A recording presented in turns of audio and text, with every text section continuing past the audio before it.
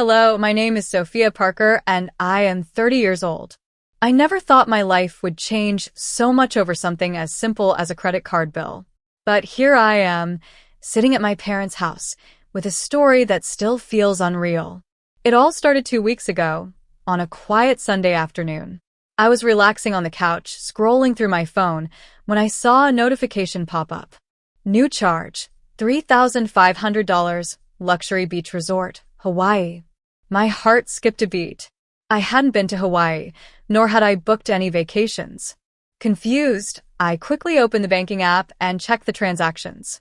My jaw dropped as I scrolled through the long list of charges, fancy dinners, spa treatments, and luxury hotel bookings. All of it amounted to nearly $15,000. This had to be a mistake. Maybe the bank mixed up my account with someone else's. I called the customer service line, hoping they could fix the issue. But after 20 minutes of holding and answering security questions, the representative's words made my stomach turn. "Ma'am, these transactions were made with your physical credit card," she said. "Are you sure you didn't give someone permission to use it?" "No," I replied firmly. "My card is in my purse right now." After hanging up, I ran to my purse and opened it. My wallet was there, but when I unzipped it, I felt my heart drop. My credit card was gone. I paced around the room, trying to think. Who could have taken it? I didn't lend it to anyone. Suddenly, a thought hit me: my mother-in-law, Marilyn. She had visited our house a week ago when Ethan, my husband, wasn't home. She had asked to borrow my purse for a second because she needed to grab a tissue. I didn't think much of it at the time, but now it all seemed too suspicious. Without wasting another minute, I picked up my phone and called Ethan. "Hey, can you come home early tonight? We need to talk," I said, my voice shaking. "What's going on?" he asked. "Your mom took my credit card and is on a trip to Hawaii." I just found out. There was silence on the other end. Then, after a long pause, Ethan finally spoke. But instead of the support I expected, his words shattered me. "Why are you making this such a big deal, Sophia? She's family. Just let it go. Let it go." My hands trembled as I gripped the phone. "Ethan, this isn't just a mistake. She stole from me." "Look," he sighed, "if you can't respect my mother, maybe you should leave. I'm tired of this." I felt my chest tighten. Tears welled up in my eyes, but I blinked them away. I couldn't believe what I was hearing. My husband was choosing his mother over me. "Fine," I whispered before hanging up. That night, I packed my bags. I knew I couldn't stay in a house where I wasn't respected. The next morning, I canceled my credit card to stop any further charges and called for a cab to take me to my parents' house. As I stood by the door, ready to leave, I noticed an envelope lying on the floor near the mailbox. My name wasn't on it, but Ethan's was. Something about the way it was labeled urgent, past due notice, made me curious. I picked it up and stuffed it into my purse before stepping outside. I didn't know then, but what I would find inside that envelope would change everything. I sat on the edge of my bed at my parents' house, staring at the envelope. I had been through so much in the past 24 hours that I wasn't sure if I wanted to know more. But something inside me, curiosity or maybe anger, told me to open it. My fingers trembled as I tore the seal and pulled out the papers inside. The first thing I saw was the balance due, $45,000. My breath hitched. It was a notice of overdue payments for a personal loan. My eyes scanned the document for details, and then I found it. Ethan had taken out the loan 6 months ago. He hadn't mentioned a thing to me about it. Not once. I kept reading.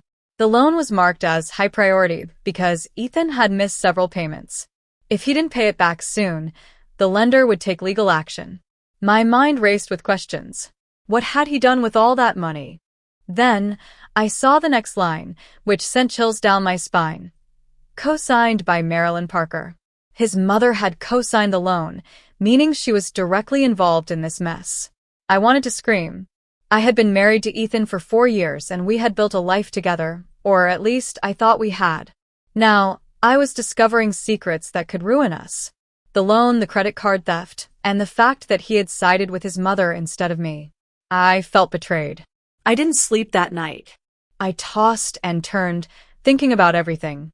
By morning, I had made a decision. I was done being the victim. I wasn't going to let Ethan and Marilyn ruin my life. The next day, I made a few phone calls to my lawyer and my bank to discuss my options. I explained the credit card theft and the loan situation. The bank representative assured me that since I had canceled the card, I wouldn't be responsible for any future charges. My lawyer, on the other hand, had an even better plan, one that involved legal action against Marilyn for fraud. With a plan in place, I gathered my strength and headed back to my house to confront Ethan. When I arrived, he was sitting on the couch, scrolling through his phone as if nothing had happened. "We need to talk," I said firmly, standing in front of him. He glanced up, clearly annoyed. "What now, Sophia?" I pulled out the past due notice and tossed it onto the coffee table. "Care to explain this?" Ethan's face paled as he picked up the papers. "Where did you get this?" "That doesn't matter," I snapped. "What matters is that you lied to me. You've been hiding this debt, and your mother helped you do it. I trusted you, Ethan." He stood up, running his hands through his hair. "I didn't tell you because I knew you'd overreact, just like you're doing now." I laughed bitterly. "Overreact? You took out a $45,000 loan behind my back and let your mother steal my credit card for a luxury trip.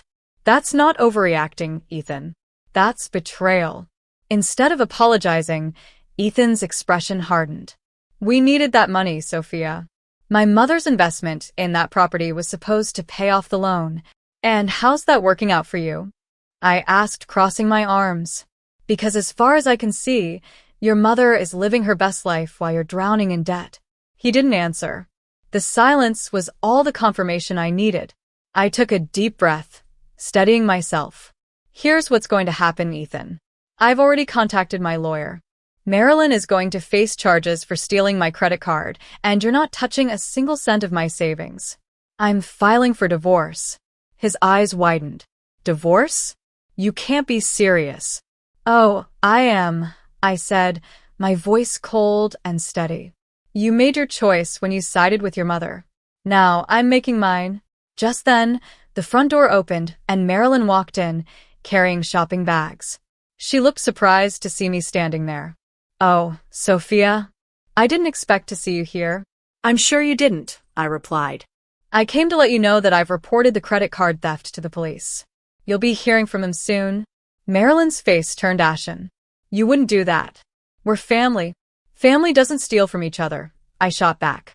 "I trusted you, and you betrayed me. Now you'll face the consequences." Ethan tried to step between us. "Come on, Sophia. Don't do this. We can work things out." I shook my head. "It's too late, Ethan. You should have thought about that before you chose her over me." With that, I turned and walked out of the house, feeling a mixture of anger and relief. I knew this wasn't the end, but it was the start of something new, something better. Over the next few weeks, things moved quickly. Marilyn was charged with credit card fraud, and the court ordered her to pay restitution. Ethan tried to reach out to me several times, but I ignored him. I was done giving him chances. I finalized the divorce and focused on rebuilding my life. I started working on a business idea I had been putting off for years, and for the first time in a long time, I felt free. One day, as I was organizing my new apartment, I received a text message from Ethan.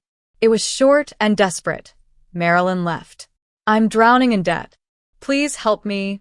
I stared at the message for a moment before deleting it. I wasn't going to let him drag me down again. As I looked around my apartment, I smiled. I had lost a husband, but I had gained something far more valuable: my freedom and peace of mind.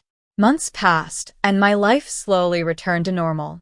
I had moved into a cozy apartment downtown, just a few blocks away from my new job at a marketing agency.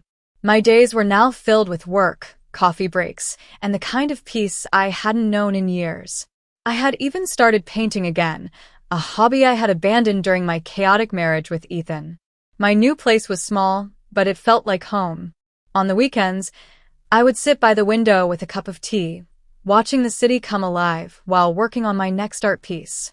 One Saturday morning, as I was finishing a painting, I received a phone call from my lawyer. "Sophia, I have good news," she said cheerfully. "What is it?" I asked, setting my paintbrush down. "The court has finalized the restitution agreement.